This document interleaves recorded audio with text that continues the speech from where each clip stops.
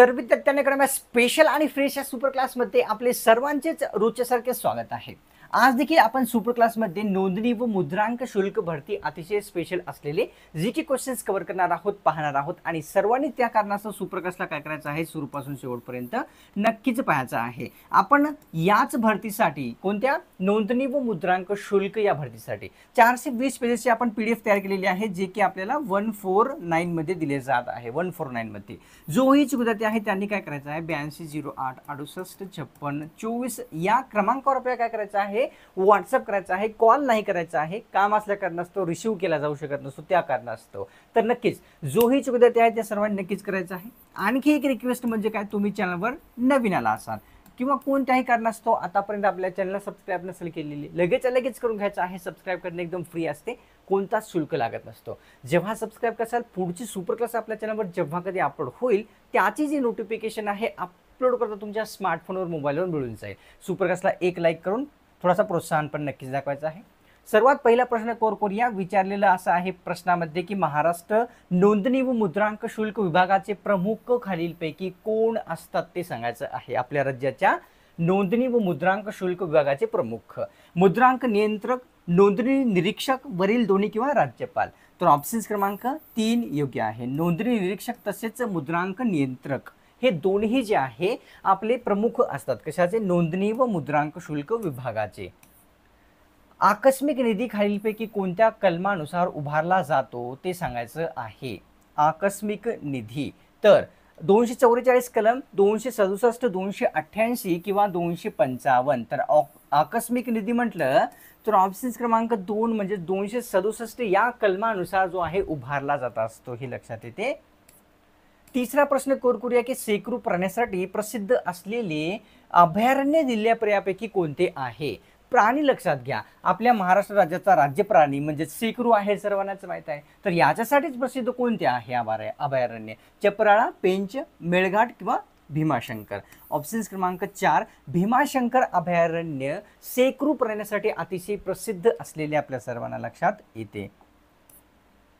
Cover करूया प्रश्न चौथा की महाराष्ट्रातील कोणती नदी पूर्वांचल वाहिनी नदी नाही ते आपल्याला विचारलेलं आहे। पूर्वांचल वाहिनी नदी नसलेली आपल्याला विचारलेली आहे। ऑप्शन्स मध्ये दिलेले आहे विद्यार्थ्यांनो, नर्मदा, भीमा, गोदावरी किंवा कृष्णा। तर या ठिकाणी ऑप्शन्स क्रमांक आपल्या समोर 1 योग्य आहे। नर्मदा ही जी नदी आहे पूर्वांचल वाहिनी नसलेली नदी या ठिकाणी असलेली आपल्या सर्वांना दिसते। पाचवा प्रश्न की पूर्वांचल प्रदेशामध्ये खालीलपैकी कोणती रांग नाही ते आपल्याला विचारलेलं आहे। नसलेली दिल्ल्यापैकी कोणती आहे। पर्याय आहेत मणिपूर टेकड्या, नागा टेकड्या, पीरपंजाल किंवा या ठिकाणी पटकन टेकड्या। तर ऑप्शन्स क्रमांक विद्यार्थ्यांनो या ठिकाणी योग्य आहे आपल्या समोर पीरपंजाल टेकड्या हे जे आहे कशाचा, पूर्वांचल प्रदेशामध्ये नसलेली रांग दिसते। कव्हर करूया 6वा प्रश्न, भारतरत्न प्राप्त करणारे सर्वात तरुण व्यक्ती कोण ठरलेले आहे ते आतापर्यंत आपल्याला सांगायचं आहे, जे की भारतरत्न प्राप्त करणारे सर्वात यंग किंवा तरुण आहेत। लाल बहादूर शास्त्री, लता मंगेशकर, सचिन तेंडुलकर किंवा वरीलपैकी नाही। तर ऑप्शन्स क्रमांक 3 सचिन तेंडुलकर यांनी जे आहे भारतरत्न प्राप्त करणारे सर्वात तरुण व्यक्ती ठरलेले लक्षात येतात। वृद्ध व्यक्ती कोण आहेत ते पुढच्या प्रश्नात आपल्याला कळणार आहे। आता या ठिकाणी विचारलेलं आहे की सर्वात वृद्ध व्यक्ती असे कोण आहेत ज्यांना भारतरत्न देण्यात आलेला आहे किंवा मिळालेला आहे। ऑप्शन्समध्ये डॉक्टर बाबासाहेब आंबेडकर, लता मंगेशकर, महर्षी कर्वे किंवा सर्वपल्ली राधाकृष्ण। तर महर्षी कर्वे यांना जे आहे असे एक व्यक्ती ठरलेले आहे जे की सर्वात वृद्ध आहेत ज्यांना भारतरत्न देण्यात आलेला आहे। ब्रिक्स संघटनेमध्ये एकूण किती देशांचा समावेश आहे सध्या आपल्याला सांगायचं आहे। संघटनेचं नाव ब्रिक्स हे संघटना आहे। 12 देश आहेत का, 11 देश, 14 किंवा 15 देश। तर 11 देशांचा समावेश जो आहे ब्रिक्स या संघटनेमध्ये झालेला आपल्या सर्वांना दिसतो। कव्हर करूया प्रश्न 9व्या क्रमांकाचा की महाराष्ट्रातील एकूण क्षेत्रफळापैकी 3/4 भागामध्ये कोणती मृदा आहे। भाग किती विचारलेला आहे, 3/4 भागामध्ये कोणती मृदा येते, कोणती माती येते, जांभी, रेगूर, गाळाची किंवा वन। तर या ठिकाणी रेगूर मृदा यालाच आपण काय म्हणत असतो, काळी माती। काळी माती महाराष्ट्रातील या ठिकाणी 3/4 भागामध्ये असलेली आपल्या सर्वांना लक्षात येते। तर 10व्या प्रश्नात असं विचारलेलं की भारताची वाईन कॅपिटल कोणत्या शहराला म्हणतात हे आपल्याला सांगायचं आहे. वाईन कॅपिटल कोणत्या शहराला म्हणतात? नांदेड, नाशिक, नागपूर किंवा पुणे. ऑप्शन्स क्रमांक 2 नाशिकला या ठिकाणी भारताची वाईन कॅपिटल असे संबोधले जात असते. प्रश्न 11वा असा आहे, ब्रह्मपुत्र नदीला कोणत्या राज्याचे दुःख अश्रू म्हणतात? जसं की आपले बिहार हे जे राज्य आहे विद्यार्थ्यांनो, या राज्याचे दुःख अश्रू कोणत्या नदीला म्हणतात? तर या ठिकाणी एक नदी आहे कोशी नावाची. त्याच्यानंतर विद्यार्थ्यांनो आपल्याला विचारलेले ब्रह्मपुत्रा, तर आसाम, बंगाल किंवा महाराष्ट्र. तर या ठिकाणी विद्यार्थ्यांनो ऑप्शन्स क्रमांक या ठिकाणी म्हणजेच 2 आसाम या राज्याचे दुःख अश्रू ब्रह्मपुत्रा नदीला म्हणतात, हे आपल्या सर्वांना लक्षात येते. तर कव्हर करूया पुढचा प्रश्न. प्रश्न 12वा असा आहे, हवेमध्ये दमटपणा, हवेतील दमटपणा मोजणारे उपकरण खालीलपैकी कोणते आहे जे की हवेचा दमटपणा मोजते? तर हायग्रोमीटर, बॅरोमीटर, लॅक्टोमीटर किंवा या ठिकाणी प्रोग्राफ. तर ऑप्शन्स क्रमांक 1 हायग्रोमीटर हे हवेतील काय दमटपणा मोजण्याचे एक उपकरण आहे, हे लक्षात घ्यायचं आहे. प्रश्न 13वा की कुतुब मिनार कोणत्या शतकामध्ये बांधण्यात आलेले आहे? ते कोणते शतक आहे? 12वे आहे, 11वे आहे किंवा या ठिकाणी 13वे किंवा 14वे. तर या ठिकाणी ऑप्शन्स क्रमांक विद्यार्थ्यांना 2 या ठिकाणी योग्य राहणार आहे. म्हणजेच 11व्या शतकामध्ये कुतुब मिनार हे बांधण्यात आलेले लक्षात येते. घेऊया पुढचा प्रश्न.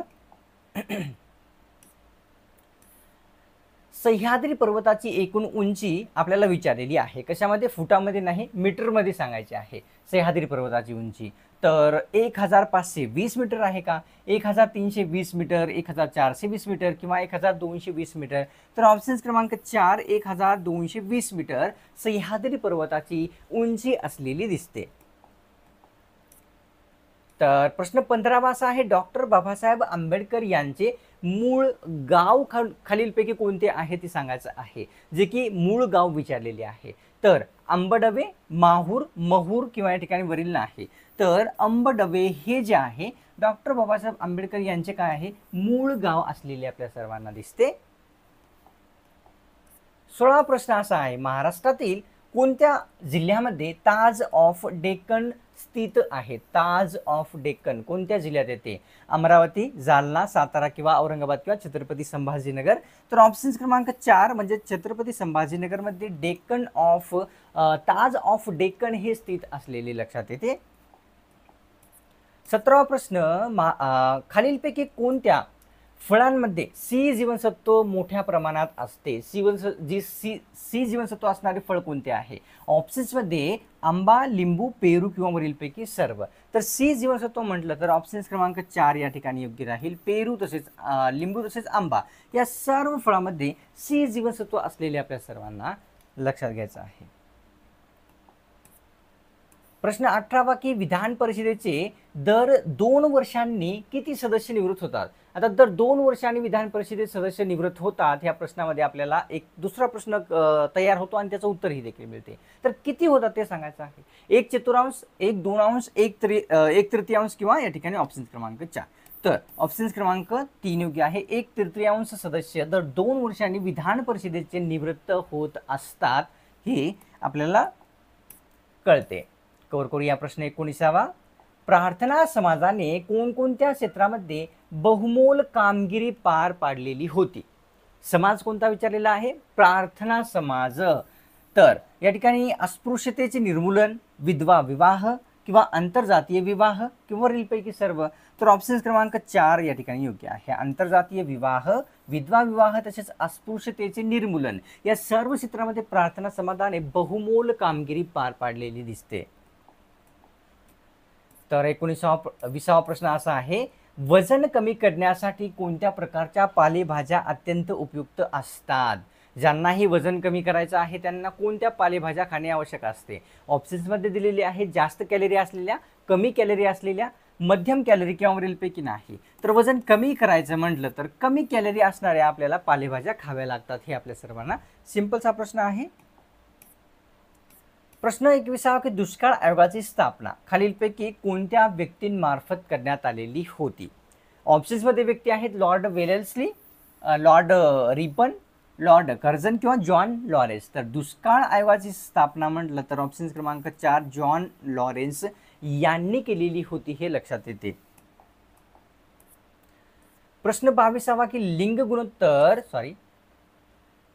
विचारलेला आहे की लिंग गुणोत्तर सर्वात कमी असलेले महाराष्ट्रातील जे जिल्हा आहे किंवा शहर आहे कोणते आपण विचारलेलं आहे ते सांगायचं आहे. लिंग गुणोत्तर सर्वात कमी असलेले सातारा, नांदेड, बीड किंवा सांगली. तर लिंग गुणोत्तर सर्वात कमी जे आहे बीड या जिल्ह्यामध्ये असलेले दिसते. घेऊया पुढचा प्रश्न जो की आहे या ठिकाणी 23वा. तर असहकार चळवळीची सर्व सूत्रे कोणाकडे सोपवण्यात आलेली होती? ते कोणते समाजसुधारक आहेत ज्यांच्याकडे असहकार चळवळीची सर्व सूत्रे देण्यात आलेली होती? महात्मा गांधी, पंडित नेहरू, लाल बहादूर शास्त्री किंवा राजेंद्र प्रसाद. ऑप्शन क्रमांक 1 योग्य आहे. महात्मा गांधी यांच्याकडे असहकार चळवळीची सर्व सूत्रे ही सोपवण्यात आलेली आपल्याला दिसतात. घेऊया पुढचा प्रश्न आहे 24वा. आता हे 2-3 प्रश्न रिपीट झालेले आहेत, त्या कारणास्तव याला आपण स्किप करूया. 3 प्रश्न रिपीट झालेले. प्राप्तिकर कायद्याशी संबंधित असलेले कलम पुढीलपैकी कोणते आहे? प्राप्तिकर कायद्याशी संबंधित कलम ऑप्शन्समध्ये आहे कलम 20, कलम 12A, कलम 10 किंवा 17.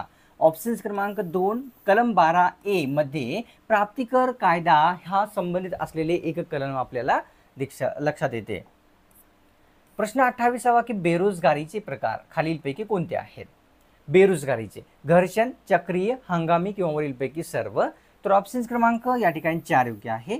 हंगामी, तसेच चक्रीय, तसेच घर्षण हे सर्व बेरोजगारीचे प्रकार असलेले आपल्याला लक्षात घ्यायचे.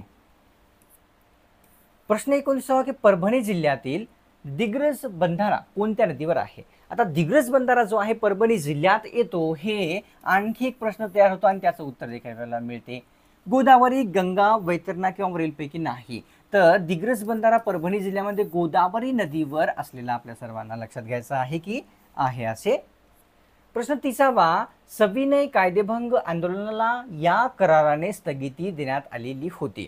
सविनय कायदेभंग आंदोलनाला पुणे करारामुळे, सिमला करारामुळे, गांधी इर्विन करार किंवा वरीलपैकी नाही. तर ऑप्शन क्रमांक 3 योग्य आहे. गांधी इर्विन करार या करारानुसार सविनय कायदेभंग आंदोलनाला स्थगिती देण्यात आलेली होती. आता विद्यार्थ्यांनो अतिशय महत्त्वाची सूचना पुन्हा एकदा आपल्या सर्वांना रिमाइंडर आहे. 420 पेजेसची PDF 149 मध्ये आपल्याला मिळत आहे. याच भरतीसाठी अतिशय महत्त्वाचे असलेले जोही विद्यार्थी आहेत त्या सर्वांनी 8208 68 56 24 या क्रमांकावर काय करायचं आहे? व्हॉट्सअप करायचा आहे, कॉल नाही करायचा आहे. जो ही विद्यार्थी आहे त्यांनी तर नक्कीच करायचं आहे. आणि तसे तुम्ही जर विद्यार्थ्यांनो चॅनलवर नवीन आला असाल तर सबस्क्राईब करण्याची एक आणखी रिक्वेस्ट आहे. सबस्क्राईब कराल तुमचाच फायदा होईल. जेव्हा तुम्ही सबस्क्राईब कराल पुढची सुप्रकाश आपल्या चॅनलवर जेव्हा कधी आपण होईल ना त्याची जी नोटिफिकेशन आहे अपलोड करता तुमच्या स्मार्टफोनवर मोबाईल प्राप्त होऊन जाईल. चला मग भेटूया पुढच्या स्पेशल आणि फ्रेश सुपर क्लासमध्ये.